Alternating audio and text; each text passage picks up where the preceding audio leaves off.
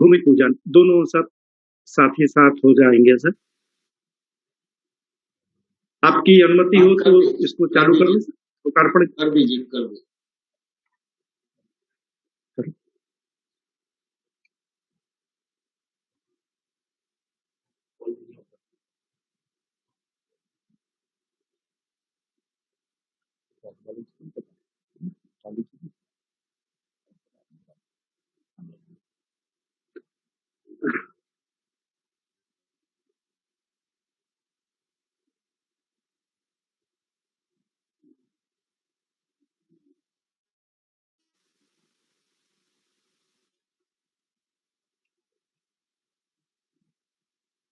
Sir ये लोकार्पण एवं सर भूमि शिलान्यास के पश्चात सर ये हमारा ऑक्सीजन संयंत्र जो स्थापित हुआ है सर जिला चिकित्सालय परिसर में, उसका यह फोटोग्राफ्स है सर।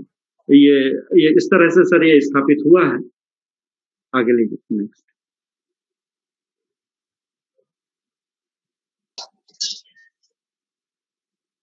आगे बढ़े। ये सर शुरुआत का दृश्य है सर कि जब हम ये स्थापित करने आए थे उसके पहले जो हमको इंफ्रास्ट्रक्चर डेवलप करना था सर, उसका यह सीन है सर। यह इंफ्रास्ट्रक्चर शुरुआत में लेफ्ट हैंड साइड से आप देखेंगे इस तरह का है सर। और जब ये तैयार हो गया है सर इस तरह से ये फिर संयंत्र आया, फिर स्थापित हुआ। और ये सर इसके जस्ट अगर अपन थर्ड देखेंगे सर तो इसके दाहिने साइड से दूसरा हम एक और प्लेटफॉर्म और ये सेट तैयार कर रहे हैं जहां पे हमारे दूसरे संयंत्र और मशीनरी लगाई जाएंगी। नेक्स्ट। एक ये किस तरह से काम कर रहा है ये एक छोटी सी 1 मिनट की फिल्म है सर। नहीं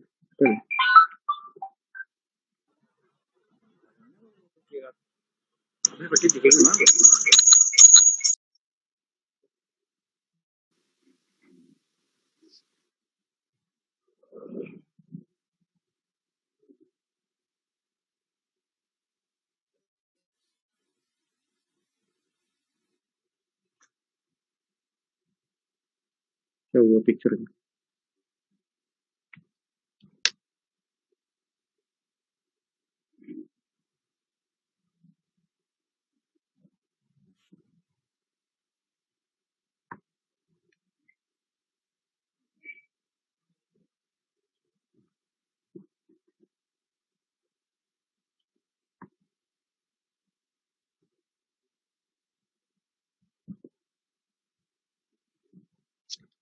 समय तो अच्छी चलती जब अपन चलाते हैं।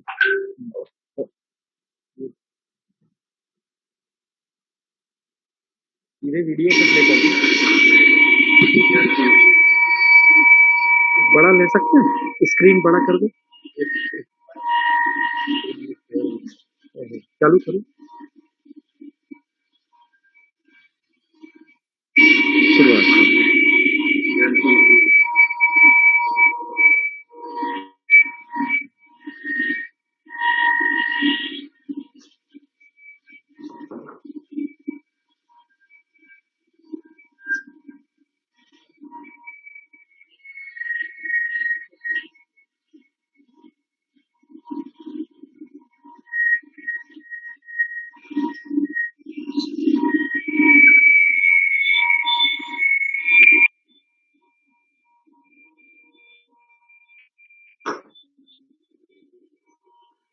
बाद में देख करके 93 पॉइंट लेस हो रहा इसके पीछे है ना, उसको रोक देना, इसके देख अभी हो जाने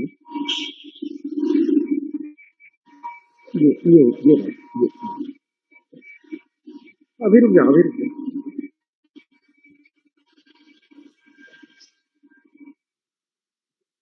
खत्म हो गया, चालू रखना ना, चालू रखो।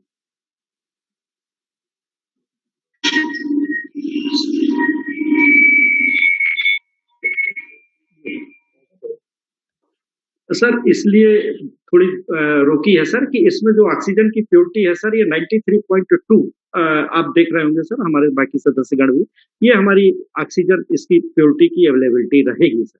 इसका सर्टिफिकेशन भी हो चुका है सर और ये इसलिए इसको फोकस किया गया है सर। आगे बढ़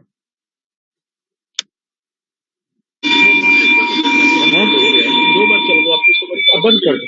हो गया हो गया। अच्छा, खत्म कर।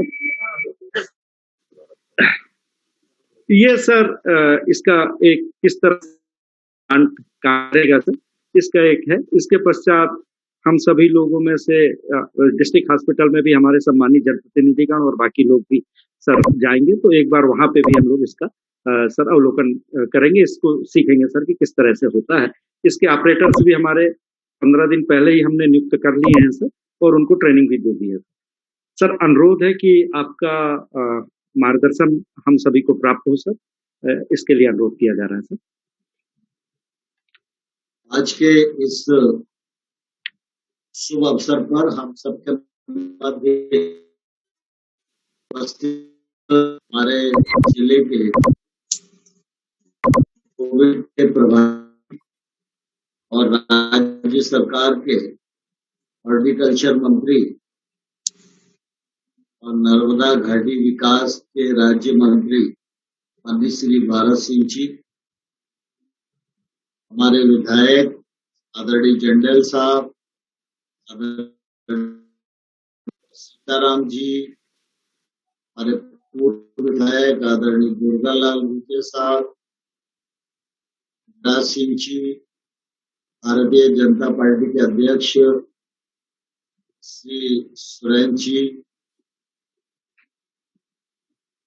हमारे जिले के कलेक्टर महोदय, पुलिस अधीक्षक महोदय, एसओ महोदय, हमारे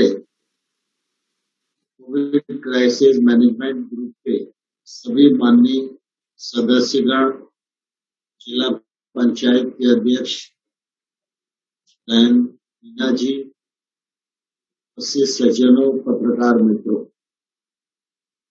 आज हम सबके लिए बहुत ही प्रसन्नता का विषय है।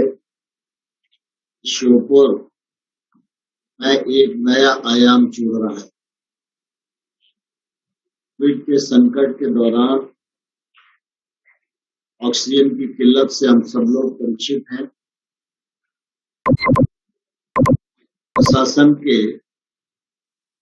अधिकारियों को, मेडिकल स्टाफ को, पेशेंट्स को इस कालखंड में काफी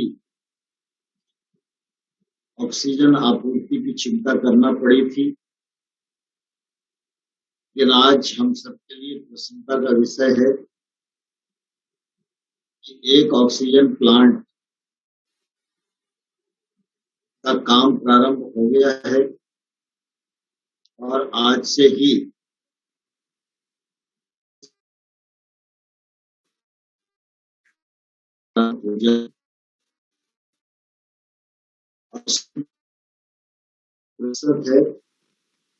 वह भी बहुत अच्छा है। यह हम सब लोगों के लिए प्रसन्नता की बात है। इसके साथ ही श्योपुर में, चाहे वो बड़ौदा हो, चाहे विजयपुर हो,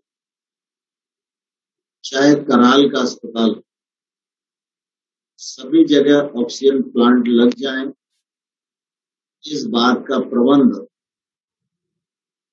केंद्र सरकार, राज्य सरकार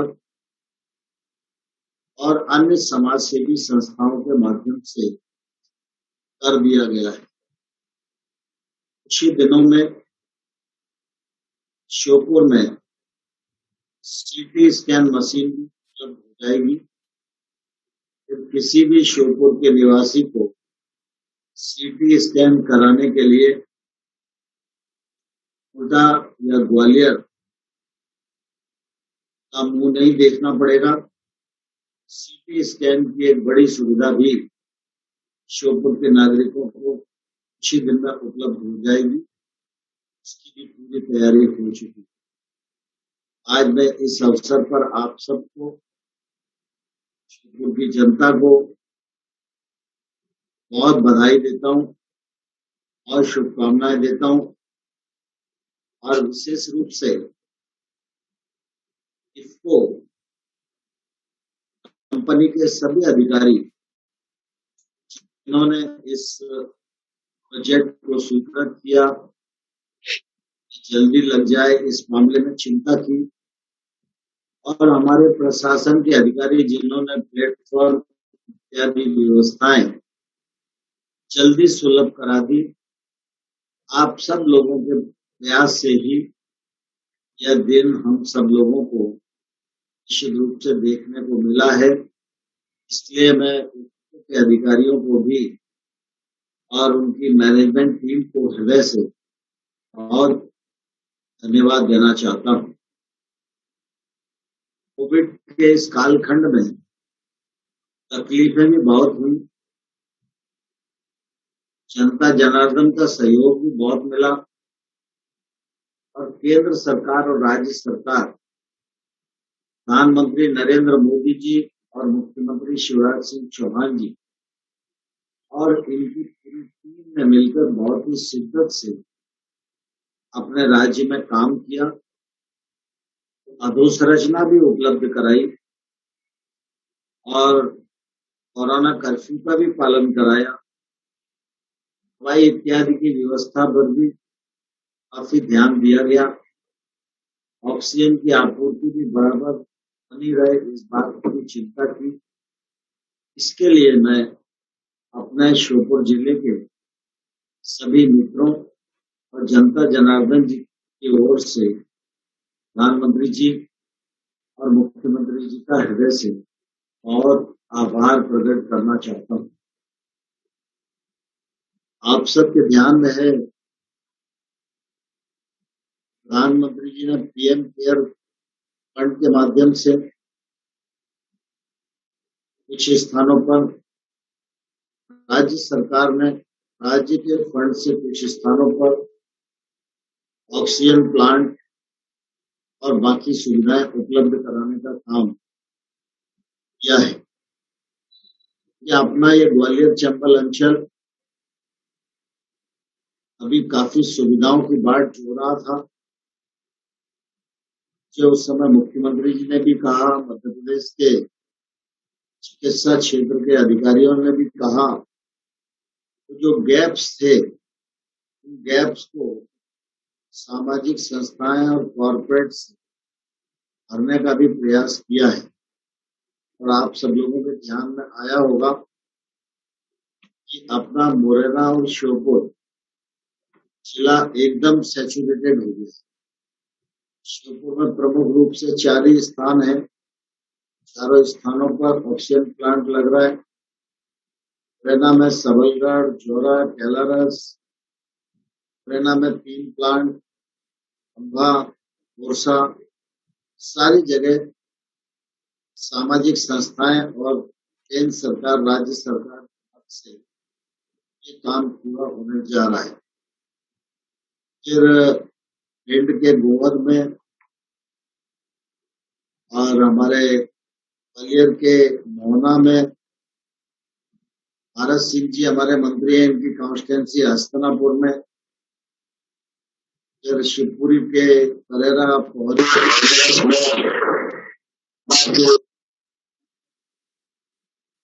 चंदेरी में, अशोकनगर, ऐसे सभी 8 जो जिले हमारे हैं, दतिया में सेवड़ा, दतिया, भिंड का लहार। तो अफसरों ने मुझे बताया था कि 3-4 चीजों की आवश्यकता है।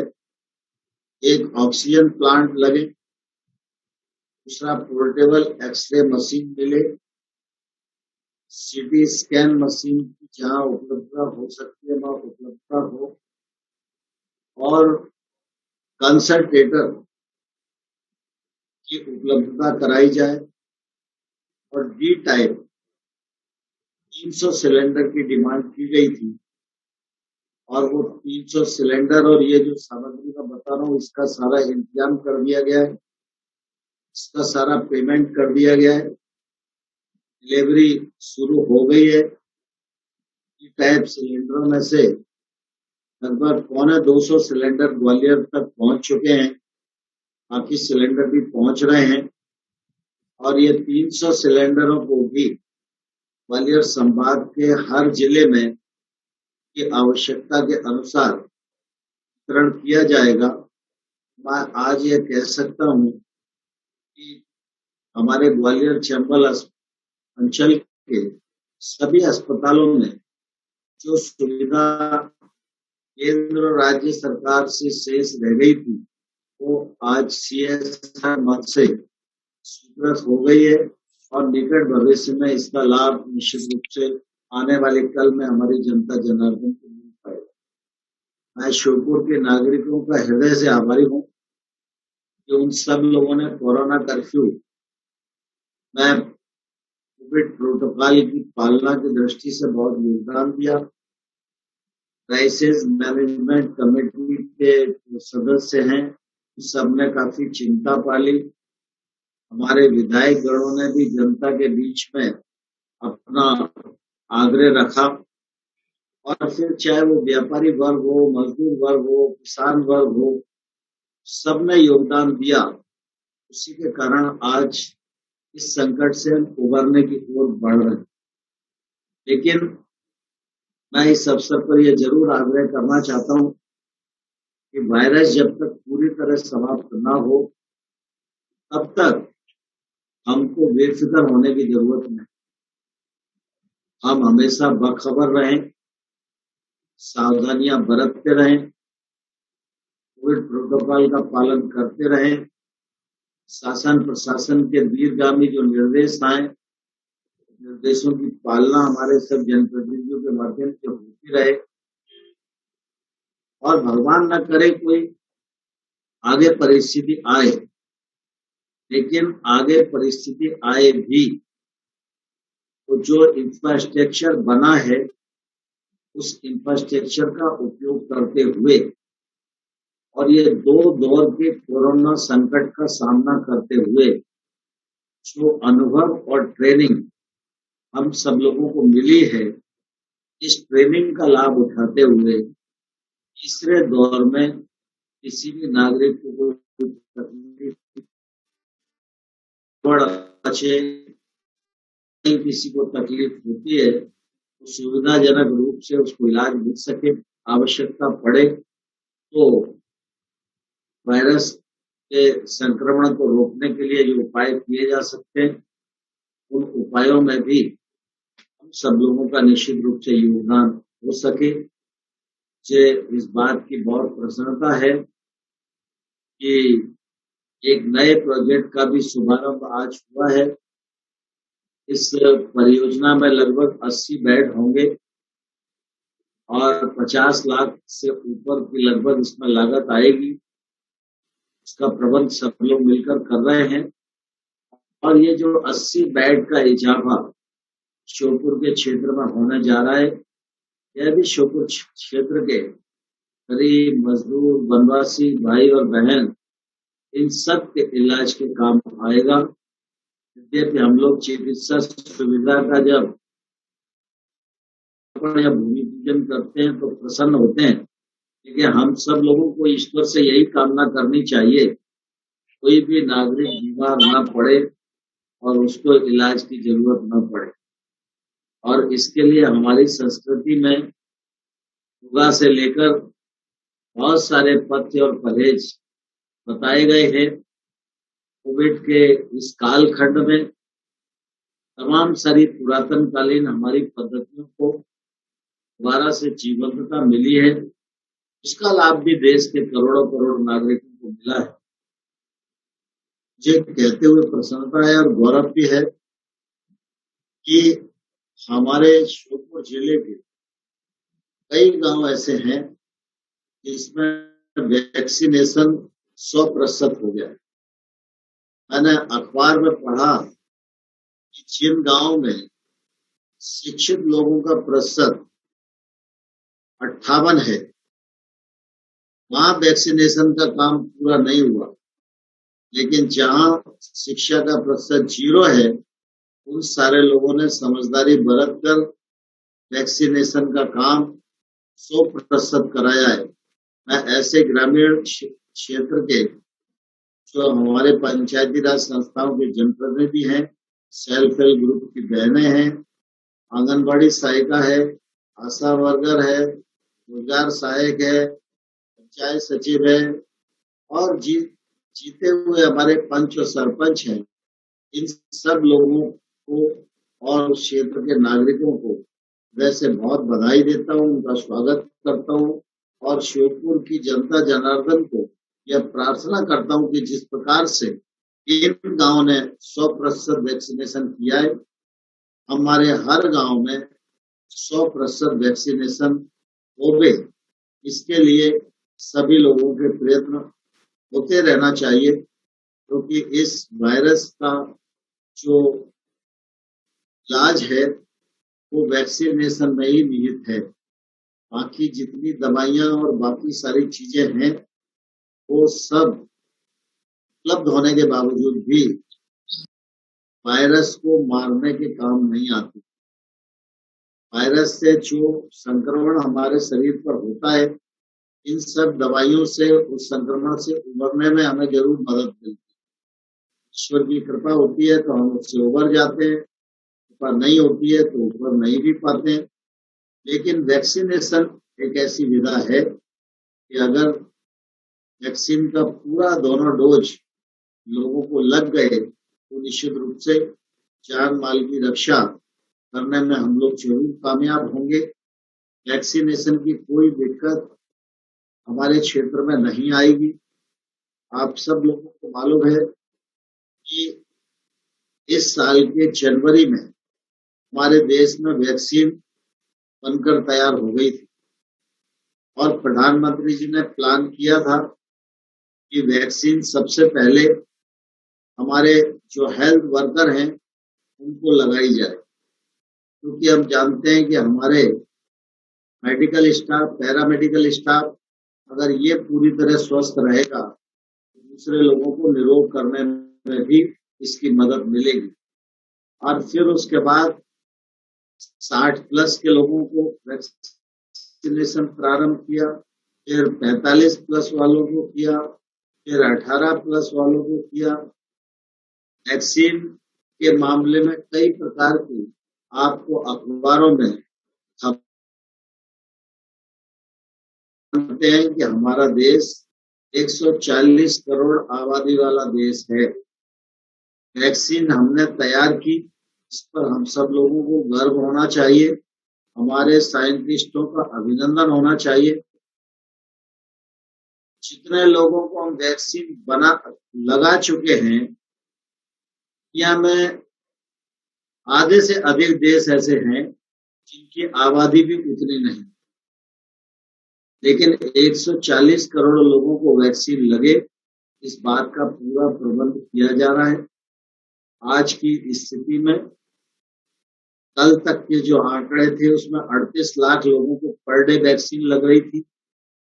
4 दिन बाद ये आंकड़ा और बढ़ने वाला है और जुलाई में 65 लाख लोगों को पर डे वैक्सीन लगेगी और अगस्त में 75 लाख लोगों को प्रतिदिन ये वैक्सीन मिलेगी और अगस्त के बाद ये उत्पादन इतना प्रचुर मात्रा में हमारे हिंदुस्तान में उपलब्ध होगा कि वैक्सीन की बर्बादी रोकने में हम जरूर कामयाबी हासिल करें, लेकिन वैक्सीन की कोई भी कमी देश के किसी नागरिक को आने नहीं दी जाएगी।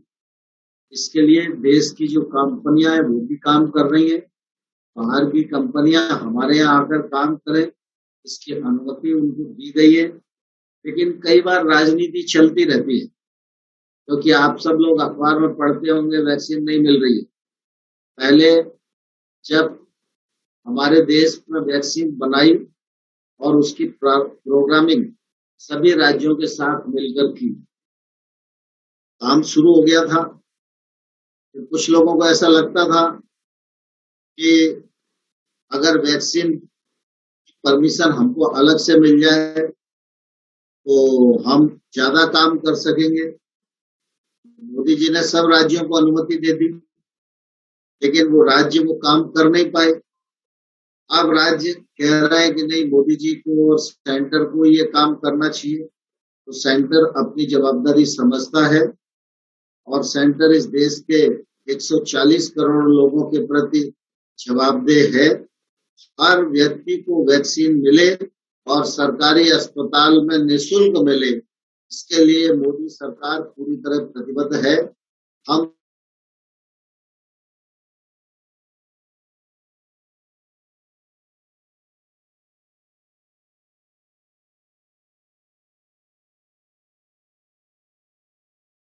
और अब आप सब लोगों ने सिस्टमेटिक ढंग से उसको छूट देना प्रारंभ किया है और ये सिस्टम बना रहे और कोरोना वायरस का विस्तार बिल्कुल भी न हो, इस बात की चिंता हम सब लोगों की बनी रहे। आज अस्पताल के शुभारंभ के अवसर पर और ऑक्सीजन प्लांट के शुभारंभ के अवसर पर मैं आप सबको और सभी नागरिकों को बहुत बहुत बधाई देता हूँ। बहुत बहुत धन्यवाद।